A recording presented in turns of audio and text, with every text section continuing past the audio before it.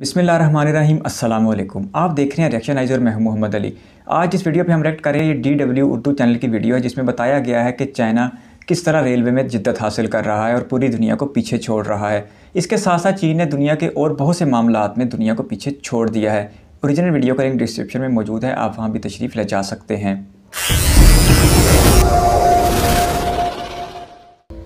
High speed trains तेज, मौसर और निस्बतन माहौल दोस्त होती हैं। ये ट्रेनें दुनिया में हर जगह बहुत बड़ी तादाद में मौजूद हैं। आप जहाँ नहीं है ट्रेन पेरिस, टोक्यो और मॉस्को से भी पकड़ सकते हैं। लेकिन पाकिस्तान से नहीं। बेहतरीन हाई स्पीड रेल का निजाम कहाँ है? जापान? जी हाँ, चीन में। चाइना? एक तिहाई से भी कम अरसे में चीन ने तकरीबन 40,000 किलोमीटर का ऐसा हाई स्पीड रेलवे नेटवर्क तामीर किया है जो मुल्क के तमाम बड़े शहरों को आपस में जोड़ता है। ये तो दुनिया में कई चक्कर लग जाए इतने ज्यादा फासले में। तो हिस्सा चीन में मौजूद है जो कि जापान और यूरोपीय यूनियन से कहीं ज्यादा है। वैसे ख्याल जापान का ही आता है ट्रेन की जिद्दत के नाम सुन के। 11,000 किलोमीटर तक हाई स्पीड रेल का इस्तेमाल किया जाता है और अमेरिका को तो रहने ही दें, उनके पास तो एक भी नहीं। तो चीन ट्रेन है तो सही अमेरिका में। दूसरे ममालिक भी इसके करीब आ सकते हैं और महंगी छिपकलियों का इससे क्या ताल्लुक है? चाइना वाकई कई मैदानों में बहुत आगे है दुनिया से। चीन का ये कारनामा कितना मुतासिरकुन है, आपको ये बताने के लिए हमें थोड़ा माजी में जाना होगा। चलें ले जाएं माजी में। सन 1964 में जापान तेज रफ्तार ट्रेन शुरू करने वाला पहला मुल्क था। हाई स्पीड ट्रेन यानी कम से कम 200 किलोमीटर फी घंटा रफ्तार से चलने वाली ट्रेन। 1964 में बुलेट ट्रेन की रफ्तार 210 किलोमीटर फी घंटा हुआ करती थी। ये वो वक्त था जब पाकिस्तान और इंडिया में स्टीम इंजन चलते थे। सन 1969 के दौरान और अगर कभी पहाड़ी सफर था तो फिर दो इंजन लगा के अपनी मेट्रो लाइन सर्विस 4 डब्बे खींचने पड़ते थे। अगला मुल्क था फ्रांस। सन 1981 में उसने पेरिस से लियोन तक high speed train line service शुरू की। और फिर जर्मनी ने सन 1991 में इंटरसिटी एक्सप्रेस का आगाज किया। इटली, स्पेन और रूस ने भी जल्द ही अपने नेटवर्क तामीर कर दिए। हमने भी मेट्रो बनाई, लेकिन सिर्फ लाहौर के अंदर अंदर ही। नेटवर्क ज्यादा तब्दील नहीं हुआ और हाई स्पीड ट्रेन के लिए बिल्कुल साजगार नहीं था। लेकिन फिर चीन के मुआशी बूम से ये कारनामा हकीकत बन गया। चीन ने हाई स्पीड रेल इजाद नहीं की, लेकिन उन्होंने इस आइडिया को बहुत अच्छे तरीके से अपनाया है। चाइनीज नकल भी फिर अच्छी मारते हैं। यह है मार्क स्मिथ, इन्हें द मैन इन सीट 61 के नाम से भी जाना जाता है। ये इंटरनेट के सबसे मशहूर ट्रेन ब्लॉग्स चलाते हैं, इसलिए इनको इन ट्रेनों में बहुत ज्यादा सफर भी करना पड़ता है। तजर्बाकार अब वो अपने बनाए हुए नेटवर्क के एतबार से किसी दूसरे तेज रफ्तार ऑपरेटर से बहुत आगे हैं। ये नाकाबिले यकीन हद तक मुनज़्ज़म है। तेज रफ्तार नेटवर्क चाइना नाकाबिले यकीन काम ही तो करता है। होती है। उन्होंने बोर्डिंग के तमाम अमल को खत्म कर दिया है। आज आप बीजिंग से शंघाई यानी 1300 किलोमीटर का फासला सिर्फ 4 घंटों में तय कर सकते हैं। ये तकरीबन लाहौर से कराची जितना है, यहाँ मुंबई से दिल्ली जितना। 22 घंटों के बजाय 8 घंटों में पहुँच सकते हैं। लेकिन यहाँ आज भी तकरीबन 22 घंटे लग जाते हैं। ऑक्सीजन की सप्लाई और मुनफरिद रंगीन खिड़कियों के साथ सतह समंदर से 3000 मीटर की बुलंदी पर बुलेट ट्रेन में तिब्बत जा सकते हैं, ताकि इतनी ऊंचाई पर आपकी जिल्द धूप की शिद्दत से महफूज रहे। जहाँ पर भी खान रज़ाई है, इस तरह का कोई नाम है, वो ऊंचा रेलवे स्टेशन है पाकिस्तान का। इसकी एक बड़ी वजह है मयारी कीमत। चीन में 1 किलोमीटर हाई स्पीड ट्रैक की लागत 17 से 21 मिलियन डॉलर बनती है, जबकि यूरोप में ये कीमत 25 से 39 मिलियन डॉलर तक पहुंच जाती है। 3.5 अरब लगते हैं चाइना में 1 किलोमीटर ट्रैक के।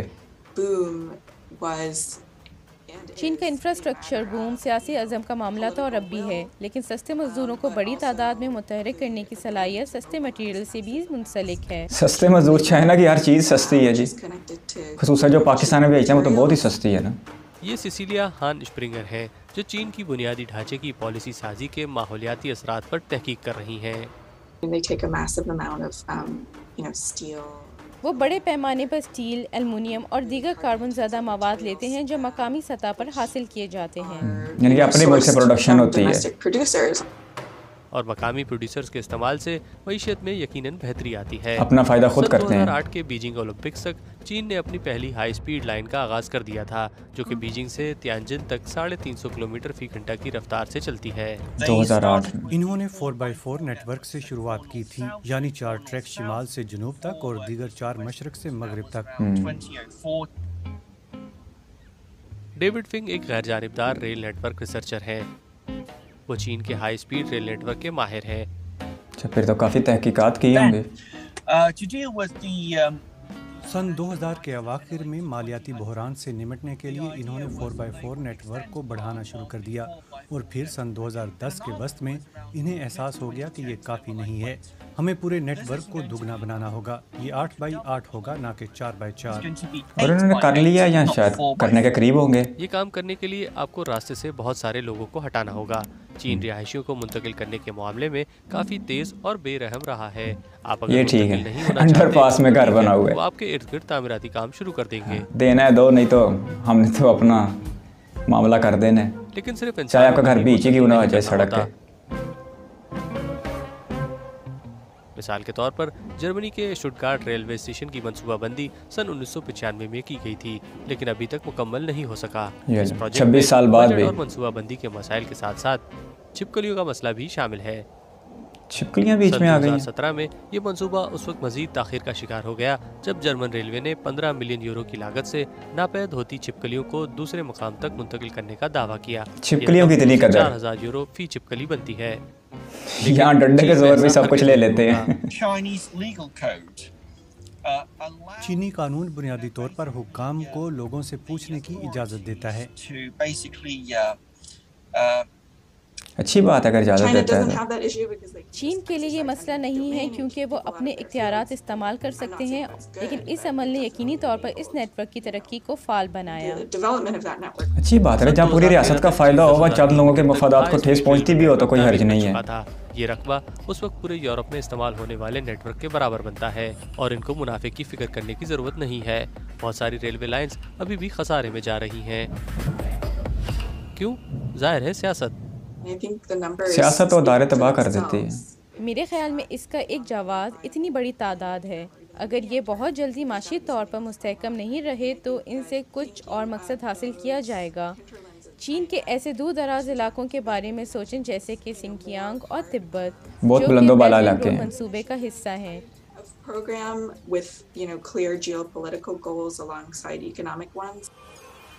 चीन की तेज़ रफ्तार कहानी इतनी कामयाब रही है कि कमर्शियल ट्रैवल के लिए भी ट्रेन इस्तेमाल की जाती हैं, जो कि सन 2060 तक मुल्क के कार्बन न्यूट्रल होने के हदफ के लिए बहुत अच्छी बात है। इनके माहौल कार्बन नहीं निकलेगी, कार्बन डाइऑक्साइड सफर जिसकी सहूलत इंतहाई नाक़िस है। चीन के हवाई अड्डों को वक्ती पाबंदी के यानी कि वाकई चाइना के जहाज है फिर तो रेटिंग दी जाती है। हवाई जहाज से मुझे 5 से 7 घंटों तक ताख़ीर का सामना करना पड़ता था। मैं बीजिंग सुबह 4 बजे पहुंचता था, हालांकि मुझे रात 10 बजे तक घर पहुंच जाना चाहिए। कमाल है, ट्रेन ज़्यादा तेज़ दौड़ती है और जहाज आस्ता। मुल्क की फ़ौज है जो कि चीन की तकरीबन 3/4 फ़िज़ाई हुदूद कंट्रोल करती है। यहाँ पे भी फिर फौजियों का ही मामला है। कमर्शियल परवाज़ों को टेक ऑफ से कब्ल फ़ौज की इजाज़त का इंतज़ार करना होता है। जाहिर है ये किसके लिए मुनाफे बख्श है। जाहिर बात है, उन्होंने अमेरिका जैसे मुल्क के साथ सींग फंसाए हैं तो फिर दिफाई एतबार से तो मजबूत होना पड़ेगा। कंपनियों को पीछे छोड़ दिया है। मसलन मशरकी चीन से वस्ती चीन के दरमियान हाई स्पीड ट्रेन की आमद से पहले एयरलाइंस के लिए ये अहम रूट था।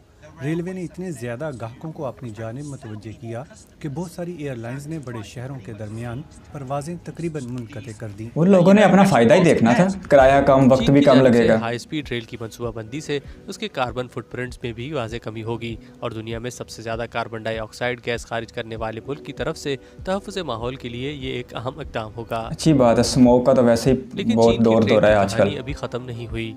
ये मुल्क सन 2035 तक अपने तेज़ रफ्तार नेटवर्क को दुगना करने का इरादा रखता है। वो इसे 70,000 किलोमीटर की तवील पटरियों तक ले जाएगा। सिर्फ 15 सालों में। नहीं तो बीजिंग हुकूमत ने अपनी तेज़ तरीन ट्रेन मागे लेव यानी मैग्नेटिक लेविटेशन का ऐलान किया है। ये फास्टेस्ट ट्रेन 600 किलोमीटर फी घंटा की रफ्तार से चलेगी। 600 किलोमीटर सबसे तेज ज़मीनी सवारी लाहौर से इस्लामाबाद सिर्फ आधे घंटे में, पर यहाँ बनेगी नहीं ना। तो क्या दीगर ममालिक भी यही सब कुछ कर सकते हैं?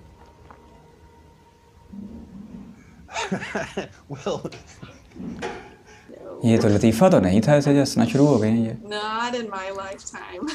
वैसे हमारे पाकिस्तान में 80 तक ट्रेन दौड़ती है, 80 किलोमीटर तक। इससे आगे अगर हो जाए तो फिर वो ट्रैक पे कम और इर्द गिर्द ज़्यादा दौड़ती है। एडिनबरा तक सिर्फ 2 घंटों में पहुंच सकते हैं, तो 40 घंटे की ट्रेन क्यों ले? क्या आप इसके लिए तैयार हैं? सिर्फ 10 यूरो 10 यूरो यानी तकरीबन 2000 रुपये में। यूरोप में पिछले चंद सालों से फ़िज़ाई सफ़र के रुझान में इजाफा हो रहा है। कोरोना वबा से ट्रैवल सनत बुरी तरह मुतासर हुई, लेकिन रेलवे को इतना नुकसान पहुंचा के अब EU मुसाफिरों के लिए सस्ते टिकट्स की यानी यूरोपीय यूनियन। लेकिन यूरोपीय ब्लॉक में एक बड़ा मसला काफ़ी वाज़ेह है। 27 ममालिक शामिल हैं। यूरोप का सबसे बड़ा मसला मुनक़सिम ममालिक, फिर हर मुल्क की अपनी अपनी मर्जी, अपने अपने कवानीन, ना कि वसी तर मनसूबाबंदी का। यूरोप की अपनी रेल एजेंसी है, लेकिन इसके पास मंसूबों को कंट्रोल करने या डेडलाइन नाफिज करने का कोई कानूनी इख्तियार नहीं। इख्तियार कैसे हो, जब 27 मेंबर होंगे फिर इख्तियार कैसे होगा? किरायों के हवाले से सरहद पर राब्ता मजीद गंभीर हो जाता है।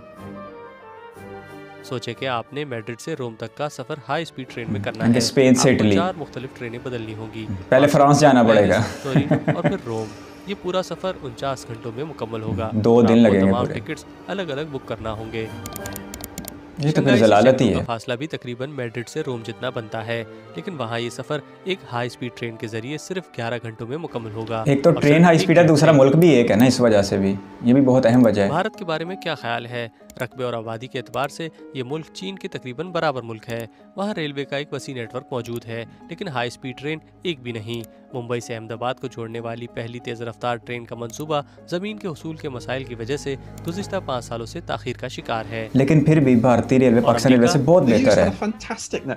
अमेरिका के पास ट्रेनों का एक शानदार नेटवर्क मौजूद है। दुनिया की कुछ बेहतरीन ट्रेनें, उनके पास विजिटर रूम्स, डिजाइनर लॉजेस और ऑब्जर्वेशन लॉजेस वाली ट्रेनें उस वक्त थीं जब सन 1930 की दिहाई में लकड़ियों के सोफों के साथ स्टीम ट्रेनें चलाई। यहाँ पे जब लेकिन 60 की दिहाई घोड़े चलते होते थे, घोड़ा रेडी, उन्होंने ये सब कुछ जाया कर दिया। उनके पास एमट्रैक के तहत रेलवे नेटवर्क का ढांचा मौजूद है। ताहम हुकूमत ये दावा करती है एमट्रैक की तख्लीक के बाद रेलवे में सबसे बड़ी सरमायाकारी। गाड़ियों से मोहब्बत करने वाले टैक्स दहिंदगान ने कभी भी सियासतदानों पर इस हवाले से दबाव डालने की कोशिश नहीं की। बस जिसके पास अपनी गाड़ी है फिर उसे क्या जरूरत है ट्रेन में धक्के खाने की। अमेरिका में पॉलिसियों में तब्दीली से ज्यादा ये बुनियादी कार कल्चर है जो यहाँ गाड़ियों की इजाज़त बस लोगों में एक मैं समझती शुरू हो गई सकाफती गाड़ी लेने की नजरअंदाज नहीं करना चाहिए। गाड़ियाँ हैं भी बहुत लगता अमेरिका कि कोई में। मुल्क जल्द ही चीन से मुकाबला कर सकेगा, लेकिन चीन ने सबको एक ऐसा रास्ता दिखाया है जिससे तेज रफ्तार ट्रेनों का मुस्तकबिल यकीनी हो सकता है। तो आपके मुल्क में हाई स्पीड रेल का निज़ाम कैसा है? हमें कमेंट्स में बताइए।